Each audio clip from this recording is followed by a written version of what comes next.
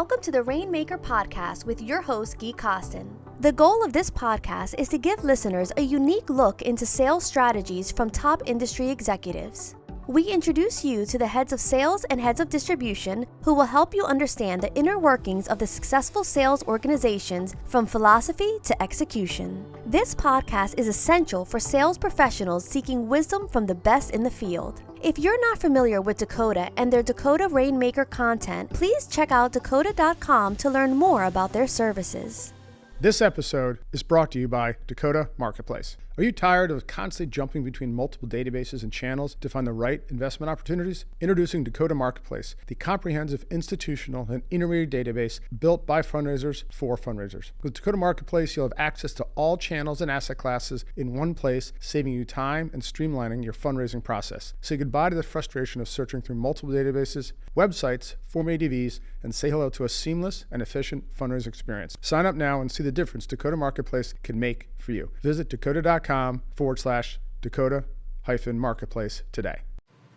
Welcome everybody to the Rainmaker Podcast. Gui Costin, founder CEO of Dakota. I'm joined by Steve Ford, Managing Director at GQG Partners. Steve, welcome. Thanks, Gui. Good to be here. Thrilled to have you here. So, as you all know, we know different distribution heads and things that we don't really get to in casual conversation. If we're playing golf, having dinner, having a drink at a conference, we're not talking really sort of beneath the surface of all things distribution, best practices, really how we conduct our business. I mean, I've known friends for 20 years where we interview on this podcast, hadn't really ever talked to this level of depth, and it's around best practices. And there's no conferences that we can go to, right? There's nothing like that. And, Steve, having known you for a little while, you were one of the first adopters, if you will, of Dakota Marketplace. And we shared in our Bryn Mawr office, went through a lot of sales, leadership, process, everything. And I was so impressed.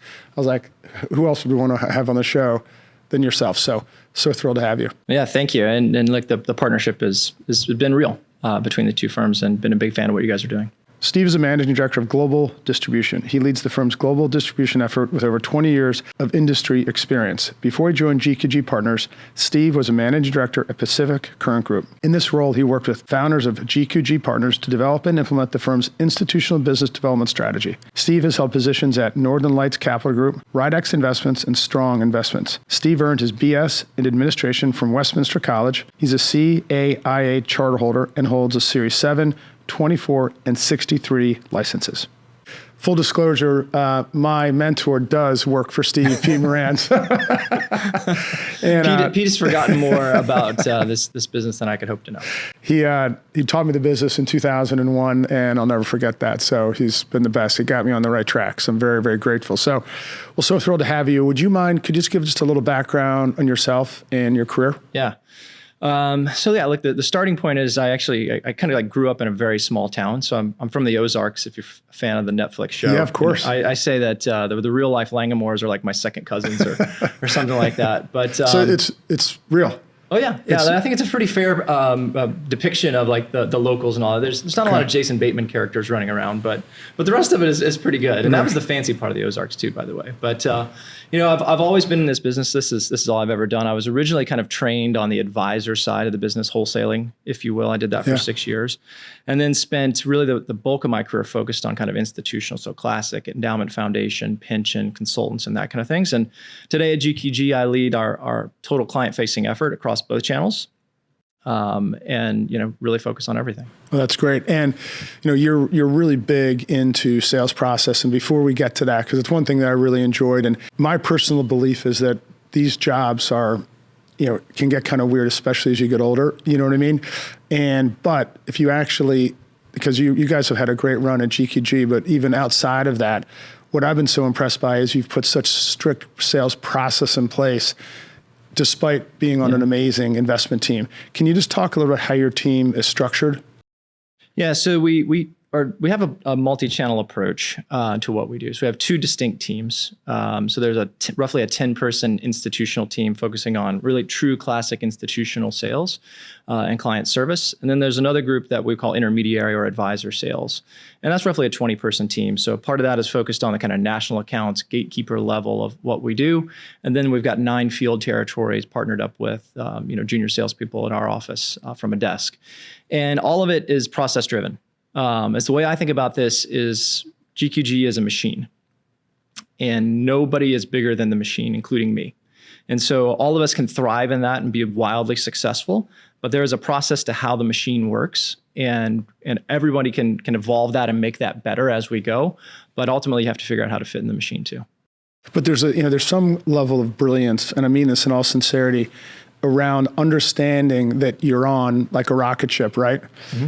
But instead of just taking that for granted and just being like, ooh, we're just, it's going great, you've put an insane amount of structure in place within the business. Well, if you think about it, look, we've been wildly fortunate to have the success that we've had, both in terms of investment success and commercial success. Because of that, it's be incredibly easy for me to confuse a salesperson with very good results that is actually mediocre. Right. And I view this as a great privilege to do what we get to do, both for ourselves and for our clients. And so I just have a culture of very high standards. And so the process is really what I think is the minimum to meet the standards.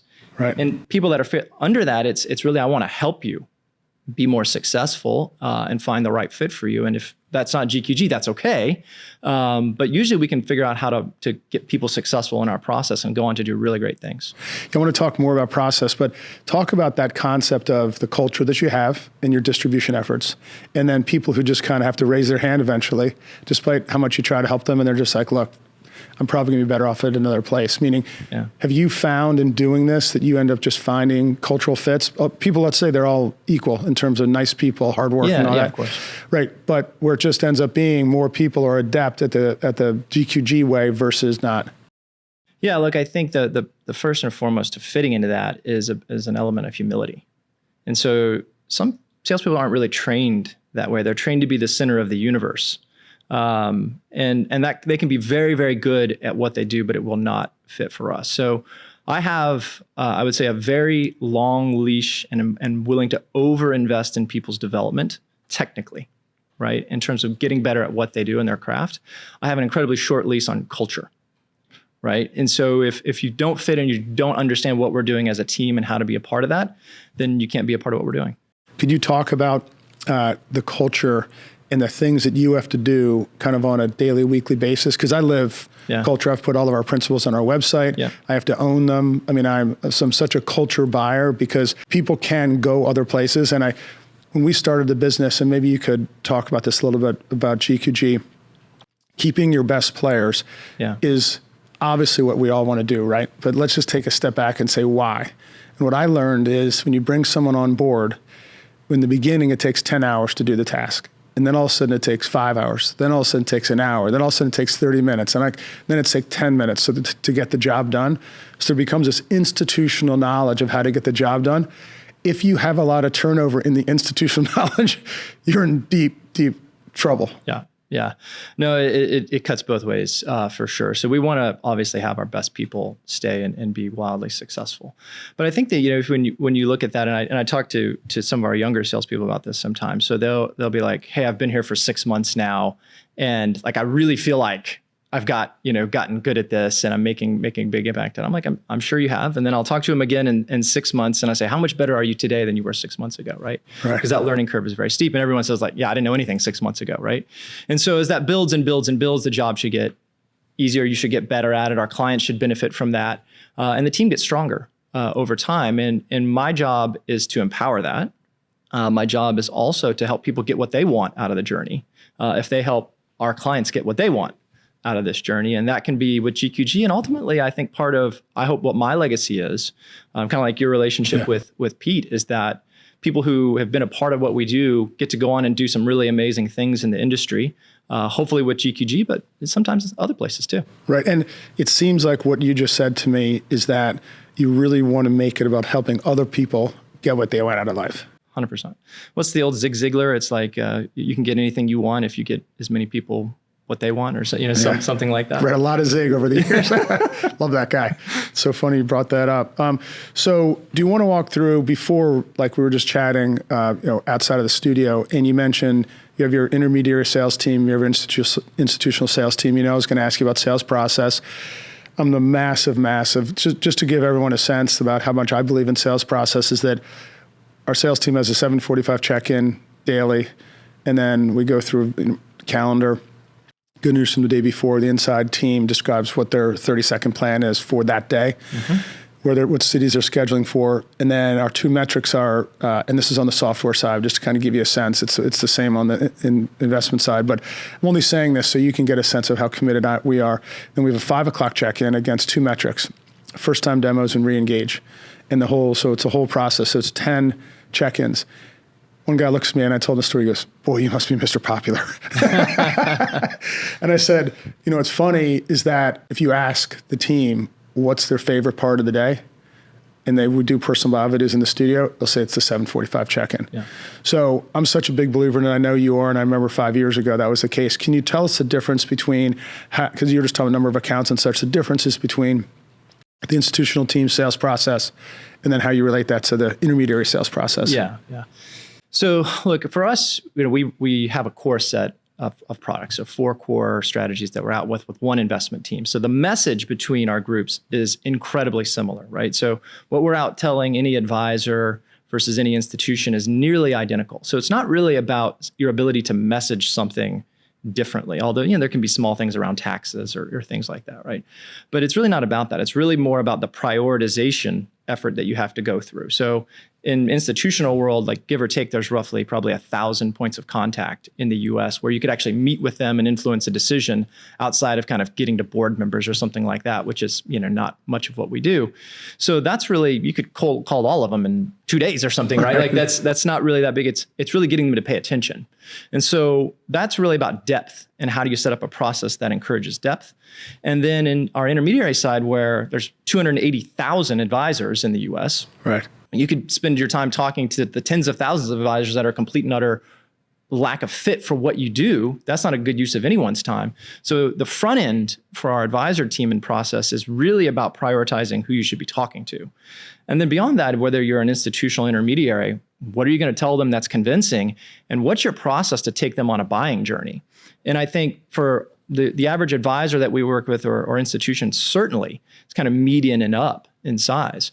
And they want to go on some sort of buying journey. They're not going to sit down with me and I have some special sauce that I sprinkle on it and go, "Oh, wait, there's more." And then they're like, "Oh, well, now that you told me that, I'll go ahead and buy with you." It doesn't work like that. They need to understand what we do in a deep way. And in a lot of ways, I don't like to think about it in terms of sales. I like to think of it in terms of we're educating people on what we do well. And if it's a fit, they'll do what comes naturally in their buying process. Yeah. We take them on that journey. And so process-wise, we do some simple things like every week, we send out a report that's transparent, not just to our sales teams, but to our marketing team, to our CPM team, to our executive team, on exactly every meeting that was done for the week, where everything is at in a pipeline, where we're at on metrics, across a variety of ranges, all the ones that matter to us. It's completely transparent. There is no place to hide. And then each individual team has a different cadence of individual meetings, both with manager and with group, to share that feedback, and then different individual reports. So like our internal desk has a weekly metric report that, really shows where they rank, frankly, to their peers on a weekly basis and relative to what we think is the minimum standard. Yeah. I want to get back to the metrics because I can already tell you're not an activity guy for activity's sake. It's very transparent against what matters most. Yeah. Is my interpretation. But let's get back and let's unpack the depth a little bit more because when we teach our Rainmaker class, the basic point number 2, the pillar number 2 is bring the story to life. So you have to become a master messenger. Yeah. And so you're training around depth of your institutional team, right? We're selling complex products, right? And the genius is, can you take a complex product and make it simple to understand? Yeah. And if you can do that in fewer meetings, because you're really depth, you have great skill at doing that to that depth. Can you just talk a little bit about that? I think that's kind of the lost art that people don't understand is the education process and really bringing that due diligence analyst along. I'd say the best can do it faster, but not skipping any parts of it. All right, so you touched on some interesting stuff. So one is, I'll try to rephrase what you said. I think there's a big difference between giving someone the facts and telling someone a story with the facts. And that's what we try to help people do over time, right? It's a complex product at the end of the day, right? Everything that goes underneath of the investment process and picking stocks and building portfolios and risk management, and all those things can get pretty mundane pretty quickly. So how can you help people understand in a simple way? And I believe, to my core, whether it's a small advisor or a mega institution, within the first 15 minutes of meeting you, they make a decision about whether this is worth their time or not. Right. So if you can't get to the point in the first 15 minutes about what you do well and why it might be a fit for how they invest a portfolio or help their clients, you get an uphill battle from there in a big way. So that's a lot of the training that we're trying to do on our message and our education around industry and the markets and everything else. That's an ongoing thing. And nobody is immune from that. I don't care how senior you are on our team. When we do those training exercises, everyone participates. And no one is left out. So it's not a way to kind of like pick on junior people or underperformers. Well, you really talked about something that is near and dear to my heart, is that when we're storytellers, right? Absolutely the best for the storytellers, but you're never selling to the end buyer, at least the institutional level, maybe at the FA level, but that means the product's probably already been approved, right? So that means you have to tell a story. And when you get up when you leave the conference room and that person goes back to their colleagues, you say, hey, what does Edgewood do with Gui, right? What does GQG do? Yeah. And if they can retell the story, like, look, it's an amazing business. I love this strategy, and here's why. Because you told a story that can be retold. Yeah, look, I totally agree with that. I mean, the vast majority of the time, you are not engaging a sole decision maker. They have to go and help somebody else understand what you do. Right. And they need to be able to probably do that both verbally and written. So that means your experience of that buying journey that you have to take them on, all those things need to line up between what they hear from maybe the salesperson from the very, very first conversation to what they're going to hear from a CPM, to what they're going to hear from our analyst team, from what they're going to hear from our PMs. Does it match everything that we have in our written material?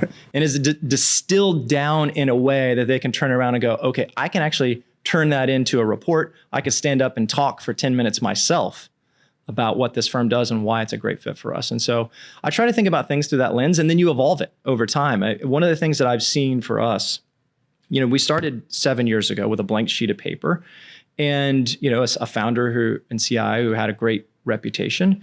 And our original kind of message and the way we talked about things was incredibly similar to how we talked about things previously. If you look at the way we message those things today, it's dramatically different. Same investment process, by the way. But I think we've learned a lot more about and taken feedback from our clients about what they understand and what makes sense. And you kind of make these little evolutions over time, and then you turn around and it's like you've made a huge leap, but it comes one bit by bit.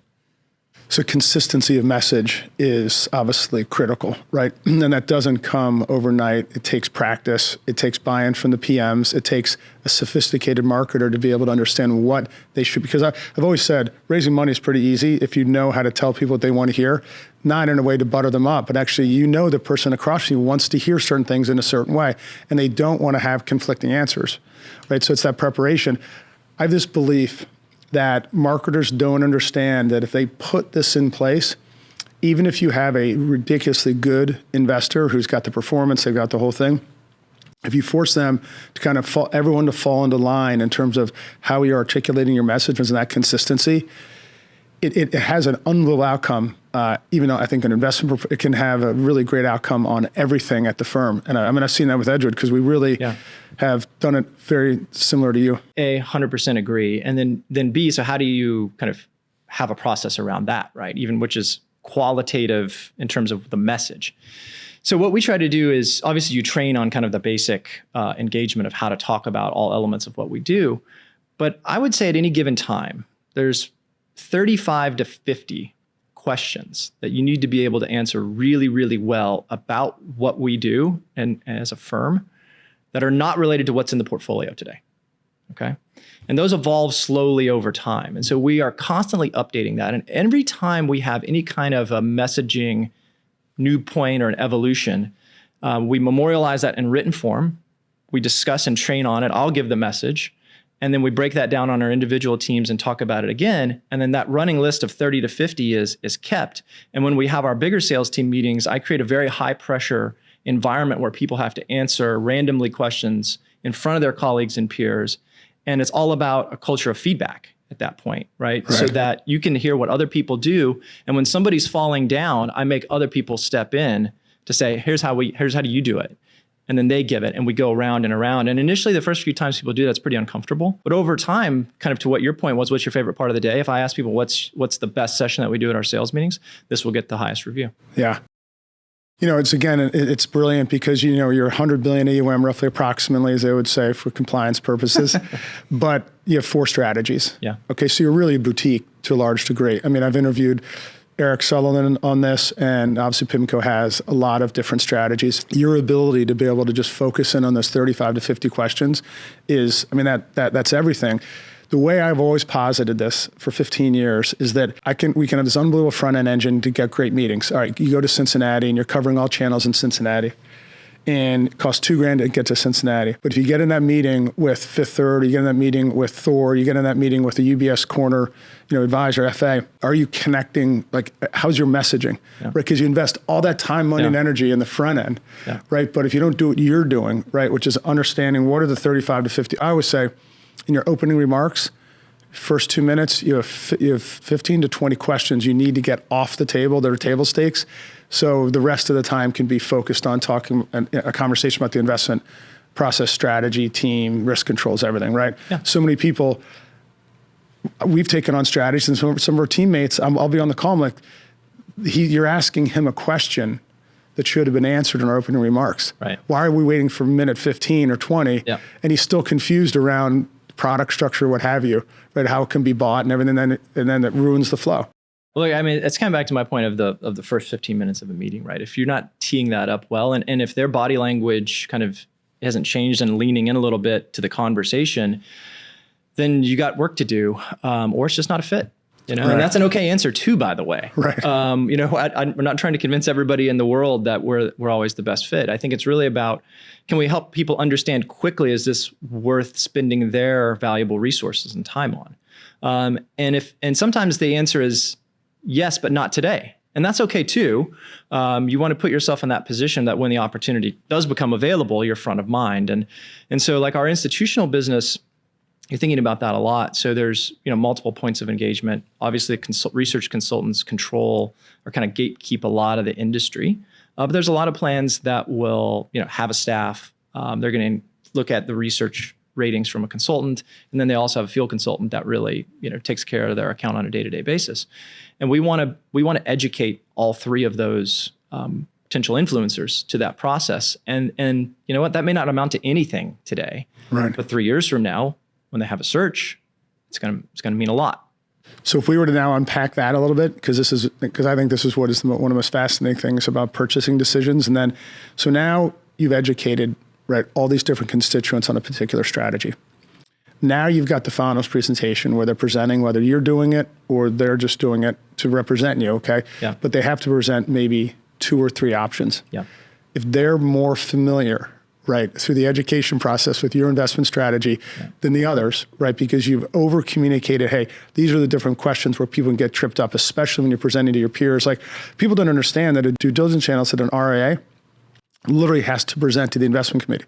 And that can be dicey, right? Because if one, they recommend something that doesn't go well. Right. Number 2, if they can't answer the questions properly, right? So I always think of it as our job to arm them, right? And if you're armed better than the other sales guy did for the other one, they're going to, right? Yeah, look, 100%. So if you take allocators or consultants or anybody else, and you just say, hey, like, when we've already won or lost this thing, right? It's already done. But like, tell me behind the scenes, kind of how did the decision-making process go? And some of the stories I've heard about why a manager got selected or didn't get selected for a mandate, can make you shake your head a little bit. And that's just human nature, right? So there's no reason to kind of get frustrated by it. But what it tells you is you need to increase your probabilities to the greatest degree you can. And if 3 groups that influence the decision have familiarity and comfort with you, it doesn't mean you're winning anything, but it means your probabilities probably went up. Right. And so that's how we think about it in the institutional world. And the advisor world is no different. It's just not as influenced as always by as many different participants, from a third party perspective in that decision. But the principles still apply. So you mentioned metrics and principles and everything around communication. I just want to come back to that a little bit around how you communicate both down, if you will, to your team, then how you communicate up, and then just how important that level of communication is to maintain a life for you of the lowest agita possible. That's good. So let's start with principles. So if anybody who's worked with me would know that I'm a big believer in Ray Dalio's book, Principles, and we write it down that way to think about it. And when we originally started we have our own kind of firm values and principles, but for our team and our group, we've created our own as well from a firm and client perspective, how does that apply to what we're doing? And when we first wrote it all down, it was really to try to help us hire better, to say, hey, here's what we're about. Here's the kind of people we want to work with. How do we identify that? How do we interview for that? And it went from there and became something more than that, which is very much the foundation of what our culture is. So to me, culture is about the principles you believe in and then the actions and consequences that you have around those principles. And so we've got a list of 12 principles that are kind of sacrosanct for us. And I believe a principles list should get longer over time, not shorter. And when somebody gets hired for our team, I don't care how junior or how senior, I sit down, I spend 1 hour with them on the principles. And part of that is a history lesson about why a principle is what it is, because one of the challenges with that, if you say, well, we want to engage with highly responsive people because that's low-hanging fruit, well, who would ever say the opposite, right? So you have to actually put color on why it's important for that to be one of our 12 at GQG.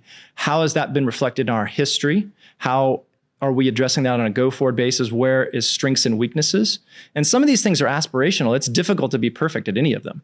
Right. And so we're constantly reinforcing that starting on the first week that they're at the firm.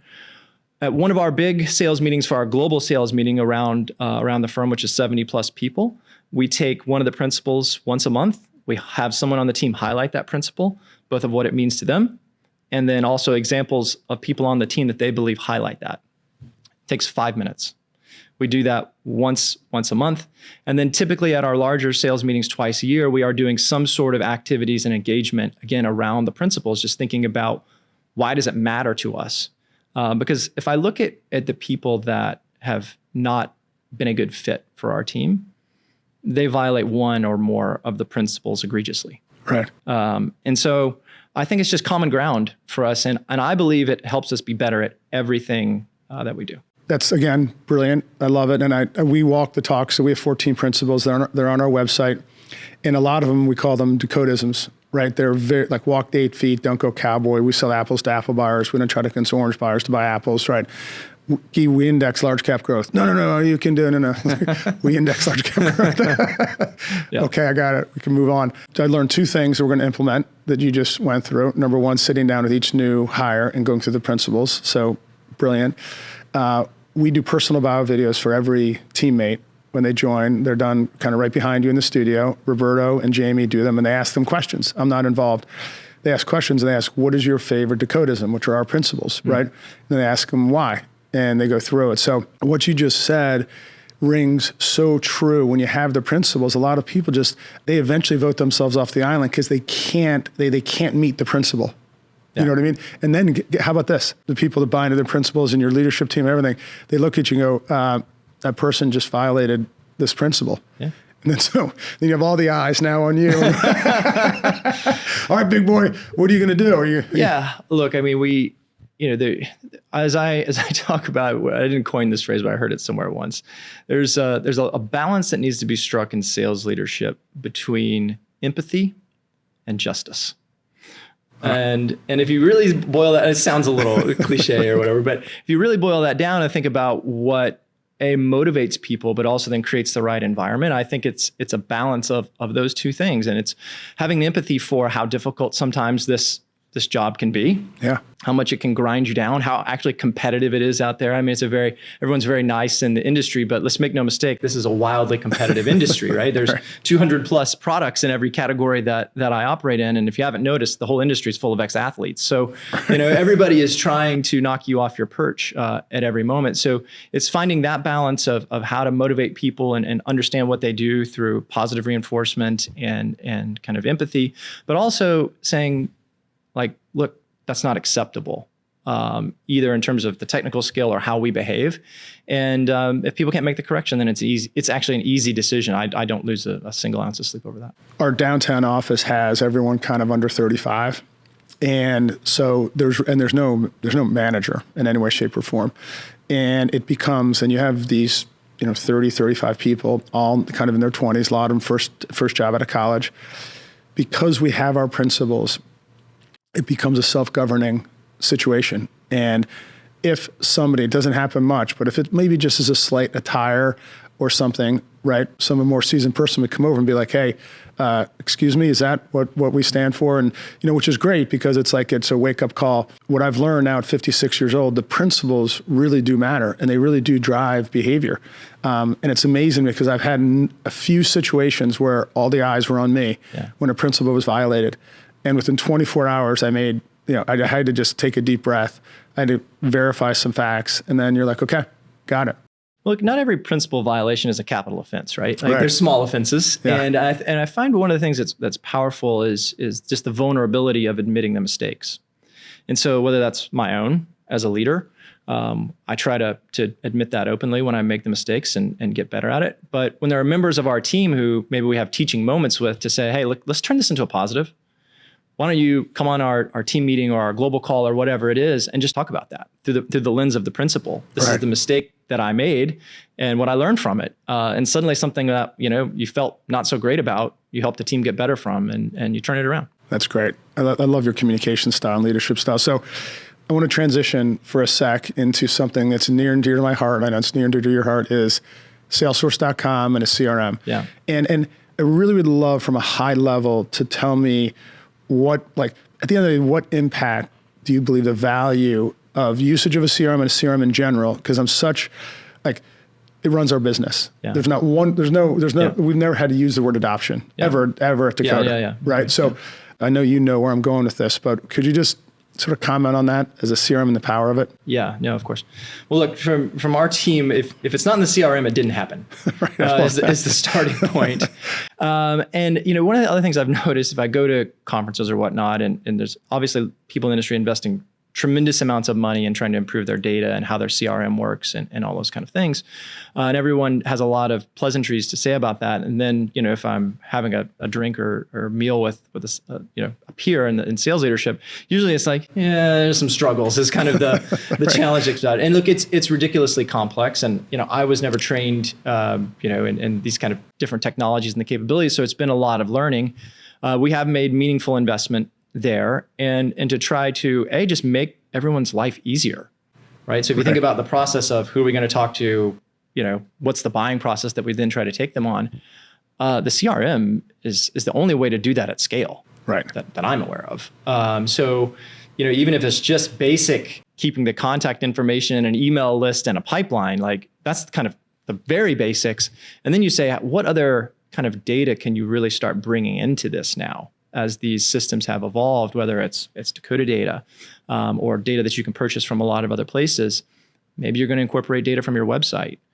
Maybe you're going to incorporate buying habits from other third parties. Maybe you're going to put AI on top of all that. And we're doing some of those things and we're aspirational towards others. But the question is, if I make an investment like that, if I can simply make one of our salespeople 10% more efficient, well, okay, 10% on a week doesn't feel like much, but over the course of a year, over the course of 3 years, we've had a lot of success. I feel like when we're in front of people with our message, we've got a pretty good hit rate of finding new clients. So that's very valuable. So everyone's searching for that little bit greater efficiency. And we've had a lot of forward progress from when we launched the business, in which the CRM was basically just a repository for contact data, to where we are today. But I have my frustrations with it too. Just last week we were having some massive frustrations with this thing of, we keep making progress and then we create more challenges. But I think that's the nature of frankly, all of distribution is you've got to evolve what you're doing. You've got to be willing to evolve process, message, technology, all those things. You're dogmatic about what you believe in, but you are flexible about how you can go accomplish it. And like even with salespeople, while I say like there's a machine and there's process and all that's true, people have to be able to find their own pathway. So I feel like there's kind of 100 ways to sales heaven, right. But they've got to fit in the boundary lines. Yeah. So same with us in terms of, but taking it back to the basic principles, as you just said, all the contact information, but importantly, having that be up to date. Clearly, that's the business that we've put ourselves in for ourselves as well. We eat our own cooking. More importantly, like what's more important than that? Getting the meetings that have been scheduled in Salesforce and of course meeting notes. But I would even say I would take priority over the meeting that's been scheduled, getting it in. I don't believe there's many leverage points. If a salesperson only has their time, the CRM becomes the number one leverage point. Now, the number two leverage point, or one, however you want to say it, I think there's about 5 that are the master messenger, great storyteller. We've already talked about that. Getting this information in so you can look at your past activity, right? Because time flies. You do all these meetings, follow up in the yellow stickies or Excel spreadsheet and everything has no scale to it. It has no scale to cross-reference to pipeline or anything, right? So, but when I was at our conference, I spoke about leverage points and I spoke about the power of a CRM. I literally was apologizing the whole time, just assuming I'm telling you guys something you already know. So many of our customers and people came up to me and said, hey, thanks so much. That was so helpful and insightful for how you use your CRM as a leverage point. I'm like, it's how you get from, you said 10%, if you have 10% a week, a month. I say it's the way you can go from 1x as a salesperson average to 2x to 5x to 10x is getting the information in your CRM so that you're one-click follow-up. Well, it's interesting. So when I hired a head of sales enablement for our team, he's built a small team. And one of his concerns when I was interviewing was like, will you be able to get the adoption? I said, don't worry, we'll get the adoption. So he's had a change of culture from where he was at before.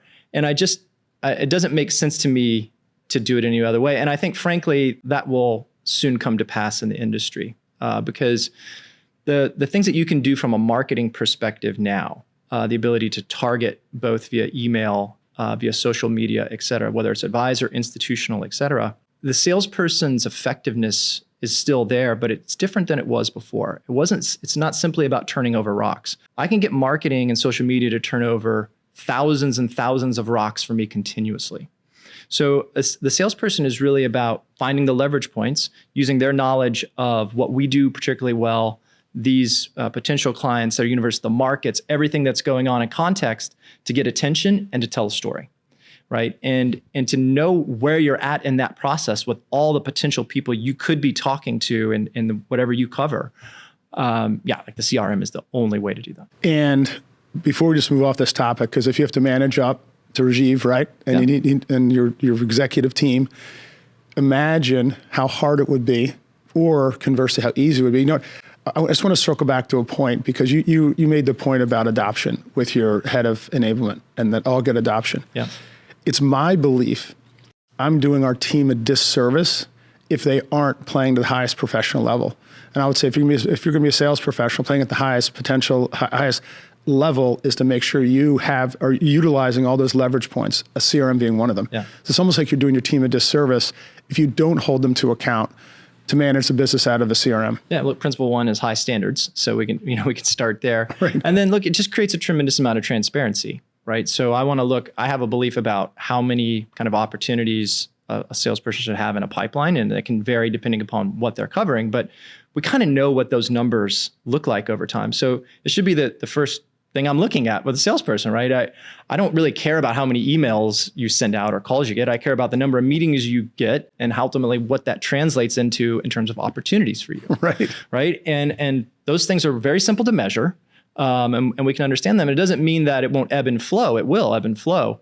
But it facilitates an easy conversation, and it's a small team. So there's no place to hide. And I use it for transparency reporting up as well. So I send that same report to our entire client-facing team every week. I also send it up.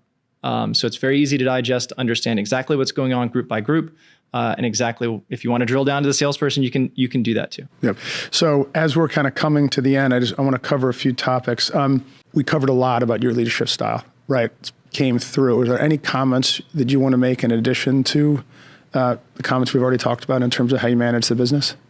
I mean, look, I think we've covered off, a lot of it. I think I'd go back again to invest in people so that they can ultimately get what they want out of it. But to the degree that they're making it about themselves, then you got to move on. Right. And I think if I think back to my whole career, I've worked with some just absolutely fantastic people to be around in this industry.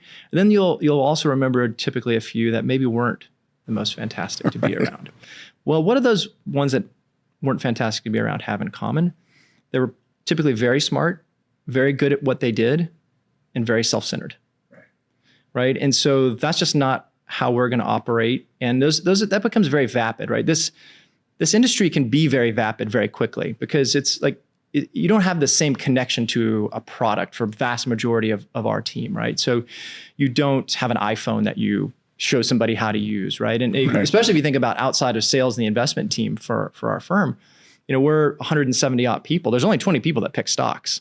Everybody else is in support of that in some way. So you got to figure out why you're passionate to be here outside of like, what's the performance and the fees and what part do I get? Right. Those are just not very fun people to be around. So yeah, I think that's how I would think about, the leadership aspect of it. By the way, I love that comment you just made about fun. Like work has to be fun, right? You got to make it fun. It can't be, right? It can't be a lot of agita. No, I love that. So speaking of that, so it dovetails perfectly my next question. What advice would you have for a young salesperson entering the investment business in a distribution or sales role? Yeah. Patience. I think patience.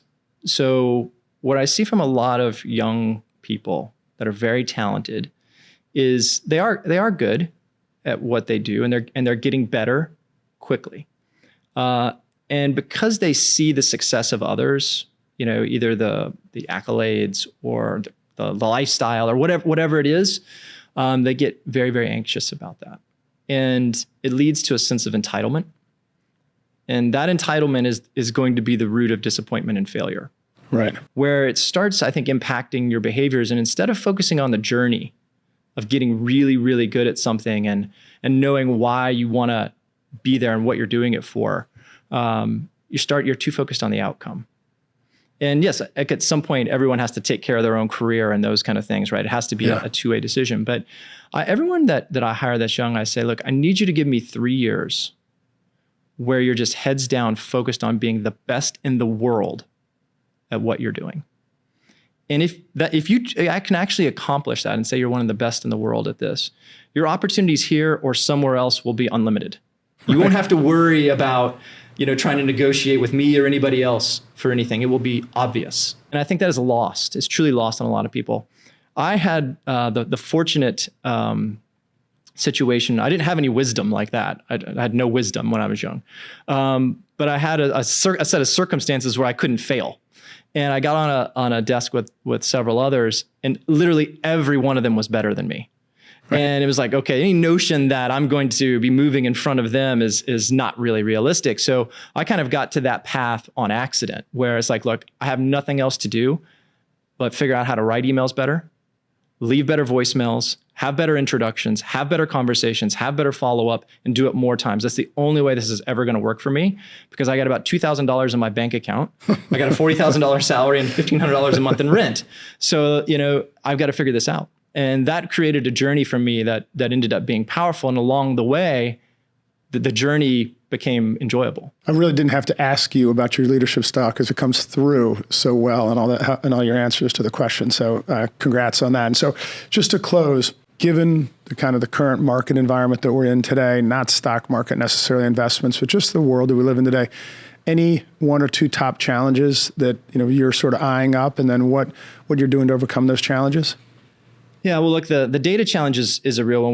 We've touched on that a bit. So the ways in which you can take data in and the costs of it and what to do with it and how to focus your team, I think that's a constant discussion for us. Look, obviously the industry is it's quietly under mass disruption, I would say. And a very long bull market with only a few little hiccups, I think, has masked a lot of that for the traditional side of the business, which we set on. And look, we've been able to break that, that mold and do a lot of things to be successful. But, we're not immune either. And so we have to think very carefully about what do our long-term clients look like? What type of product structures really make sense? What type of pricing really creates alignment between us and our investors? And ultimately, this whole thing is a war for talent, whether it's your investment talent, obviously, which is the absolute heartbeat of everything that we do, but across all aspects of the business. That's not going to change. So if I think about what GQG can hopefully be, whether it's starting with the investment team or the team that I manage, it's a home for great talent that would want to come and be a part of what we do, because we want to keep creating value for our clients and investors over time. And the market gets smarter every day. The competitors get smarter every day. And so we've got to continue to evolve. Well, I can't thank you enough. I just want everyone to know, I thought this was going to be a really good interview. I didn't expect it to be this spectacular. If you listen to this and you break it down, there's literally, nuggets of gold, Steve, all the way throughout everything that you went through. This has been so enjoyable. I can't thank you enough. Awesome. Thanks, Gui. You got it. So we conclude another Rainmaker podcast. I can't wait to see you on the next Rainmaker podcast. Thanks so much for watching. You can find this episode and others on Spotify, Apple, or your favorite podcast platform. We are also available on YouTube if you prefer to watch while you listen. If you would like to check up on past episodes, check out our website, dakota.com. Finally, if you like what you're hearing and seeing, please be sure to like, follow, and share these episodes. We welcome all your feedback as well. Thank you for investing your time with Dakota.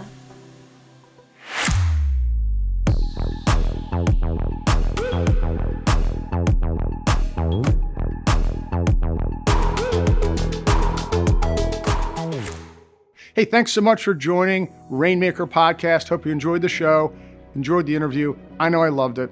And hey, if you wake up in the morning and you raise money for an investment firm, you do cold outreach, whether you're a sales leader or salesperson, and you don't know about Dakota Marketplace, we would love to show it to you. It's world-class. It's used by over 880 investment firms and over 3,600 individual salespeople. To learn more, go to dakota.com and click on a free trial.